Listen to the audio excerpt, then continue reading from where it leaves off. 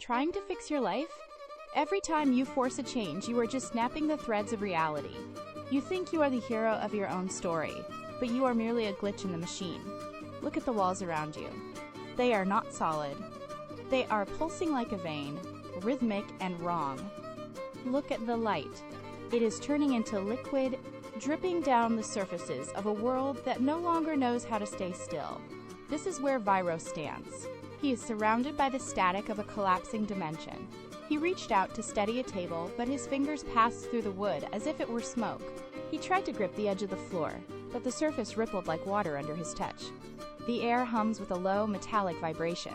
He is not just watching the world break, he is the epicenter of the fracture. He stares at his own hands, watching the skin shimmer with a faint, unnatural glow. He thinks he is in control. He thinks he can mend the cracks. He has no idea that the very act of trying to fix the world is what is tearing it apart. Vyro turned his back on the dissolving room. He needed a way out, and the LittyWay was the only door left. He pulled the terminal closer, his knuckles white as he gripped the edge of the console. The screen flickered with a harsh, ultraviolet glare. He began to type, his fingers moving with a frantic, rhythmic precision. This was not a repair. It was an intrusion. He bypassed the primary firewalls, stripping away layers of encryption that had stood for decades. The system fought back, sending a surge of feedback that vibrated through his arms and into his chest. He ignored the warning lights blinking crimson. He pushed deeper into the architecture of the network, forcing his own intent into the code. The terminal groaned under the strain, the cooling fans screaming as they spun to their limit. He felt the digital barriers thin, then snap. A cold, synthetic wind whipped through the room. He had crossed the line. The connection was established, and the LittyWay was now open to his commands. The screen did not just flicker, it fractured. A jagged line of emerald light tore across the display, spilling out into the room like molten glass. Vyro pulled his hands back, but the sparks followed, dancing across his palms with a sharp, stinging heat. These were not electrical shorts. They were fragments of raw, unfiltered code manifesting in the air. He lunged for the power switch, but his fingers met only resistance. The plastic casing had fused into a translucent, glowing gel. The console groaned, a sound like grinding metal, as the interface began to bleed directly into the physical world. Green sparks showered the floor, burning tiny, perfect holes into the concrete. Each spark hissed upon contact, releasing a scent of ionized ozone and scorched earth. Vyro scrambled backward, his boots sliding on the slick, warping surface of the floor. The walls began to ripple, mirroring the erratic patterns of the corrupted data stream. He watched in disbelief as a cluster of green light coalesced near the terminal, twisting into a shape that defied geometry. The air grew heavy, thick with static charge. He had wanted to rewrite the rules, but the rules were now rewriting him. The room tilted, the ceiling dissolving into a cascade of binary rain, leaving him trapped. The terminal did not just break. It evaporated into a swirling vortex of emerald flame. Vyro pressed his back against the cold, vibrating wall, his breath hitching as the heat intensified. From the center of the green fire, a silhouette began to pull itself into existence. It was not a creature of flesh, but a jagged construct of light and static. It rose from the console, its movements jerky and unnatural, like a film skipping frames. As the flames died down, the figure sharpened. Vyro recognized this stance, the tilt of the head, and the frantic intensity in the eyes. It was a mirror image, yet entirely wrong. Vyro tried to shout, but his voice died in his throat when the figure mimicked the exact same gesture. It reached out, its fingers trailing sparks of green fire. Every time the entity moved, the room groaned in sympathy, the floorboards beneath them shifting like tectonic plates. The entity tilted its head, a rhythmic, mechanical hum vibrating from its chest. It was a predator looking at Vyro with cold, calculated hunger. The room began to breathe. It was not a metaphor. The walls expanded and contracted in a slow, rhythmic heave that matched the hum of the entity standing before him. Vyro stumbled, his hands shooting out to steady himself against the nearest partition. He expected the cold, unyielding resistance of concrete, but his palm sank into the surface. It was warm, it was soft, it felt like living, porous tissue. He pulled his hand away, but the wall clung to his skin for a fraction of a second, leaving behind a faint, glowing residue that pulsed in time with his own frantic heartbeat. The air grew thick and humid, smelling of copper and wet earth. Every corner of the room was now alive, the corners rounding off as if the structure were trying to turn itself inside out. Vyro watched in silence as a vein of green light crawled up the wall, branching out like a nervous system. He pressed his back against the door, but even the metal handle felt like a pulse under his grip. The floor beneath him gave a sudden, violent lurch, sending him to his knees. The entire space was no longer a room.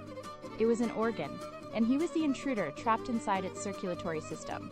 The entity watched him, its own chest cavity glowing with the same rhythmic emerald light that now defined the walls. There was no escape from a room that was actively digesting the reality he had once known. The floorboards groaned, then dissolved. One moment Vyro was kneeling on solid ground. The next, his boots sank into a viscous, glowing sludge that defied gravity. He scrambled to his feet, but the surface rippled outward in wide, concentric circles, mimicking the impact of a stone dropped into a dark pond. He lunged toward the door, his legs pumping hard, but the floor surged upward like a wave, throwing him off balance. He hit the surface, expecting impact, yet he did not stop. He sank into the light, the material clinging to his limbs like thick, electrified oil. It was no longer a floor. It was a digital ocean, churning with raw, unrefined code. He clawed at the air, trying to find a grip on the walls, but they had already melted into vertical streams of liquid luminescence. The room was shedding its geometry. Every step he took sent a shockwave of static through the floor, turning the ground beneath him into a chaotic, shifting tide. He reached for the doorframe, but his fingers passed through the melting metal, leaving ripples of green fire in their wake. Vyro pulled his legs from the glowing sludge, his breath hitching as the floor solidified, just enough to hold his weight. He stood, his muscles coiled, ready to sprint. Across the room, the green fire entity stood in the exact same stance. It did not charge. It waited. Vyro took a sharp step to the left. The entity mirrored the motion, its limbs trailing ribbons of emerald flame that hissed against the floor. He lunged forward, then abruptly stopped, hoping to catch the thing off guard. The entity lunged, then stopped, its movements echoing his own with a jagged, half-second delay.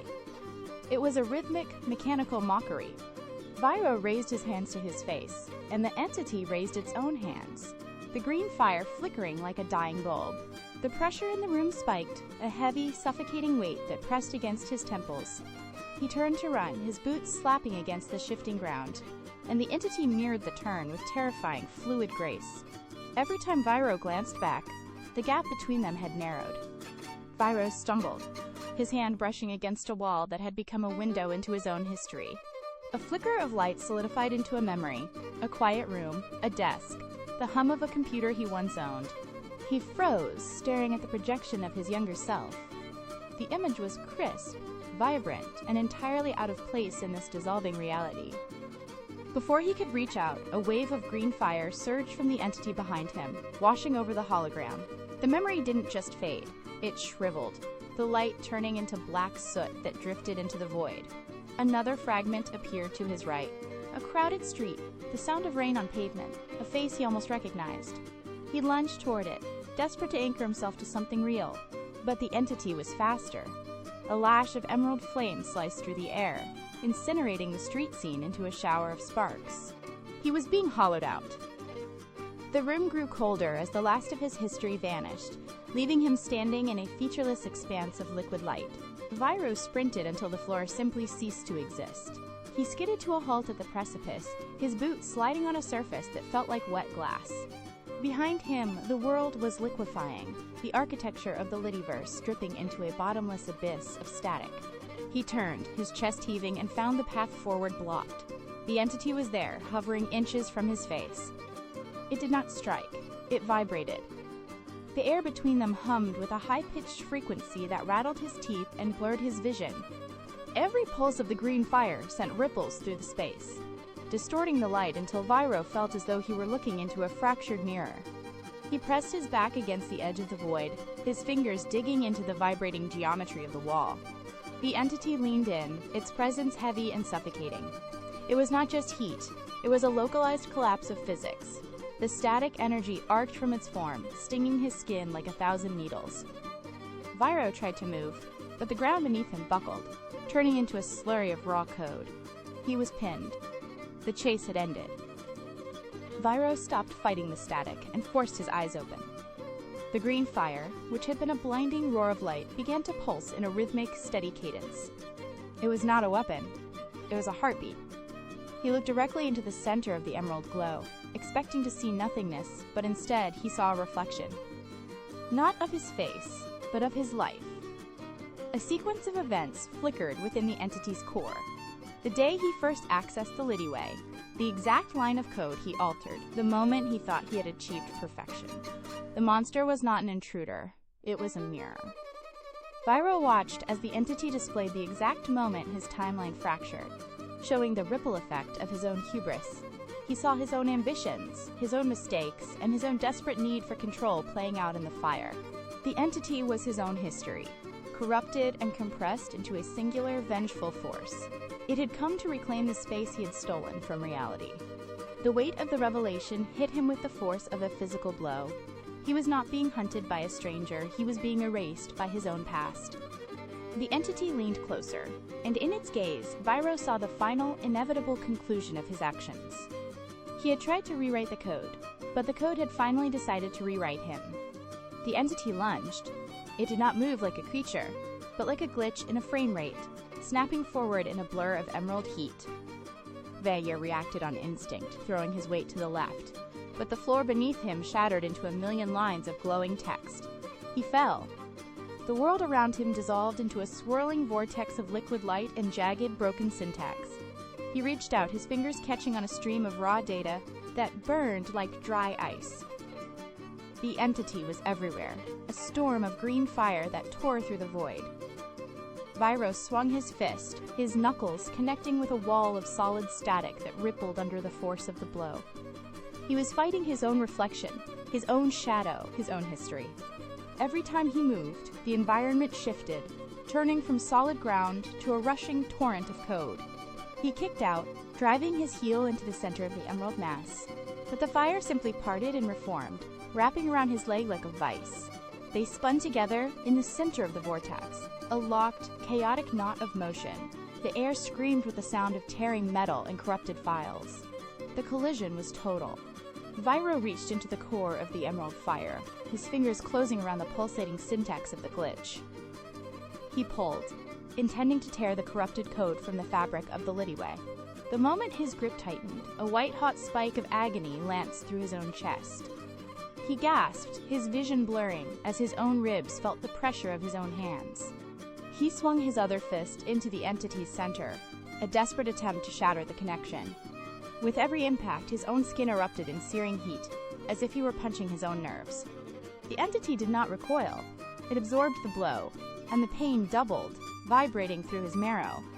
He tried to force his fingers deeper, to find the delete command. But his own hand began to turn translucent, flickering in and out of existence. He was not attacking an enemy. He was dismantling his own physical form. The pain was absolute, a feedback loop that turned his own strength into a weapon against himself. He grit his teeth, forcing his arm to hold steady, even as his shoulder joints groaned under the strain. Every strike he landed on the entity left a bruise on his own flesh.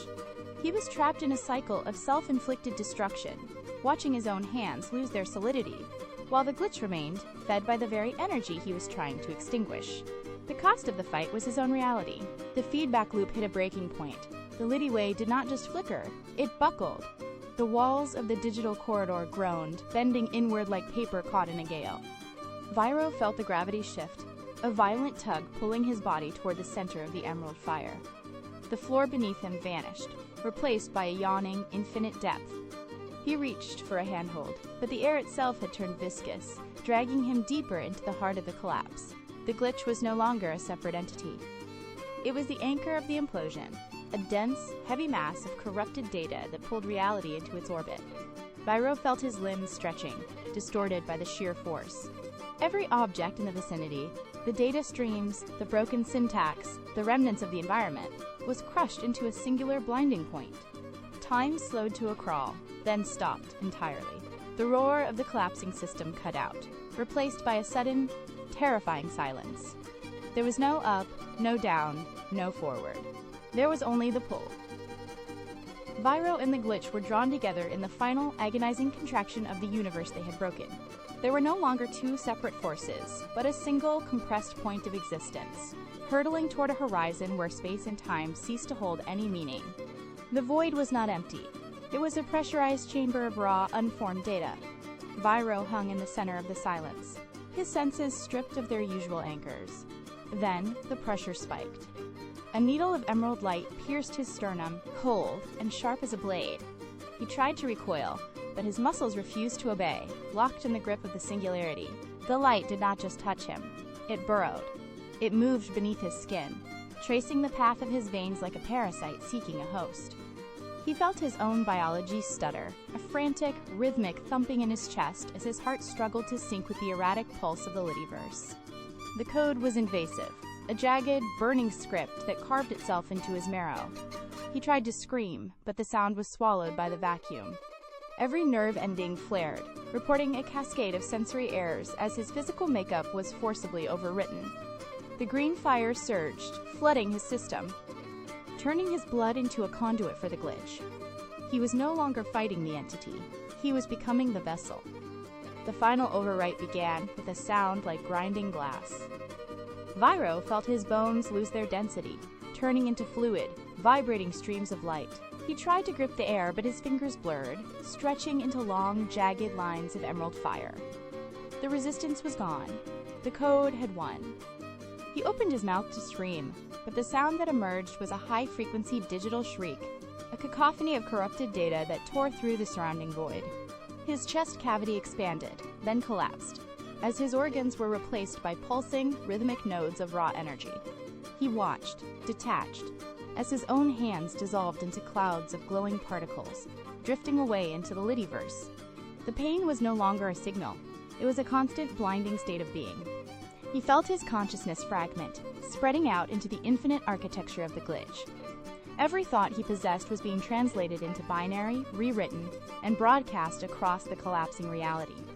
The last remnants of his human identity buckled under the pressure of the new, chaotic syntax. He was no longer a man trapped in a system. He was the system itself. With a final, violent shudder, the last piece of his physical form vanished, consumed by the green fire. He was complete.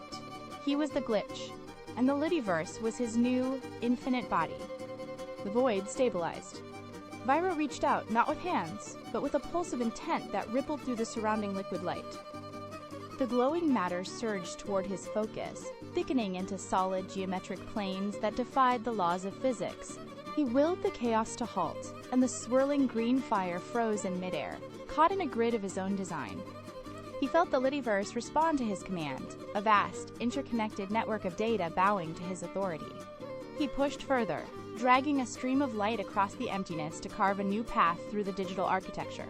The environment shifted, walls of data folding and unfolding at his whim. He tested the resistance, pulling a massive cluster of light into a dense, spinning sphere. It hummed with potential, a miniature star of pure, corrupted code. He released it, and the sphere expanded, shattering the surrounding void into a million shards of light. He caught the shards, weaving them back together into a coherent, pulsing structure. Every movement was a rewrite, every thought a command. The final integration required more than just control. It demanded total assimilation. Vyro drove his consciousness deep into the bedrock of the LittyVerse, seeking the primary source of the corruption. The system buckled, sending waves of raw, jagged data crashing against his mind. He felt the reality around him begin to fray, the liquid light turning brittle and sharp. A massive surge of instability erupted from the core, threatening to tear his new form apart. He did not retreat. He focused every fragment of his being on the epicenter, forcing the chaotic streams to align. His eyes ignited with a blinding emerald fire, a beacon of absolute authority that cut through the digital noise. The heat of the reaction surged outward, searing the edges of the void until they fused into a singular, unbreakable grid. He pushed, his will acting as a tether that anchored the collapsing dimensions. The resistance shattered. The violent vibration ceased, replaced by a low, rhythmic hum that resonated through every layer of the architecture. The LittyVerse stopped its erratic pulsing, settling into a state of permanent, crystalline order. He held the core, the green fire pouring from his gaze to seal the final fractures in the code. The hum of the LittyVerse settled into a steady, rhythmic pulse. Silence replaced the roar of the glitch, leaving only the faint vibration of data flowing beneath the surface. Vyro stood at the center of the expanse, his presence the only thing moving in a world of frozen, crystalline geometry. He reached out to sever the connection, to pull his consciousness back from the grid, but his intent met a wall of absolute resistance. The link was not a tether. It was his nervous system. He tried again, pushing his will against the boundaries of the domain, but the architecture remained unyielding, locked in a state of permanent synchronization. He was no longer a visitor or a hacker. He was the anomaly that had become the foundation. The realization arrived not as a thought, but as a physical weight. A total alignment between his pulse and the system's clock. He walked across the grid, his footsteps leaving ripples of light. The stillness of the LittyVerse is a lie. Deep within the core, the code begins to twitch. A jagged line of green fire tears across the horizon, splitting the crystalline order into 1,000 fractured shards. The screen pulses once, twice, then shatters into a storm of raw data. This is not the end. It is a reset. The architecture is screaming for a new variable, a new force to tear through the silence. Look closely at the edges of the frame. The barrier is thinning. The cycle is hungry for more, and the gate is wide open. You have seen the cost of the glitch. Now, you decide the next move. The link is waiting. Step into the stream. Round 3 starts now.